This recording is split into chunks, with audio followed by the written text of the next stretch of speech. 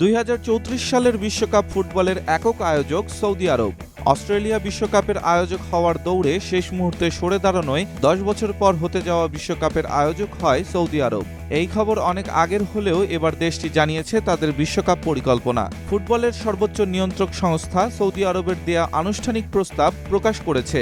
Saudi আরবের মোট 5টি শহরে 48টি দলের বিশ্বকাপ আয়োজিত হবে। প্রস্তাবিত শহরগুলো হলো রিয়াদ, জেদ্দা, আল খোবার, আবহা ও নিয়ম। সৌদি আরবের এই 5 শহরের মোট 15টি স্টেডিয়ামে আয়োজিত হবে 2034 সালের ফুটবল বিশ্বকাপ।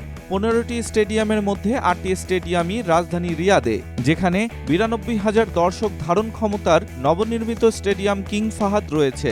এছাড়াও সৌদি আরবের অন্যতম আকর্ষণ নতুন শহর নিয়মেও আয়োজিত হবে বিশ্বকাপের ম্যাচ। সমুদ্রপৃষ্ঠ থেকে 350 মিটার উপরে থাকবে নতুন শহরের স্টেডিয়ামটি। বর্তমানে স্টেডিয়াম ও শহরটি নির্মাণের কাজ করছে সৌদি সরকার। ধারণা করা হচ্ছে 2032 সালের ভেতর নিয়ম স্টেডিয়ামটি নির্মাণ শেষ হবে।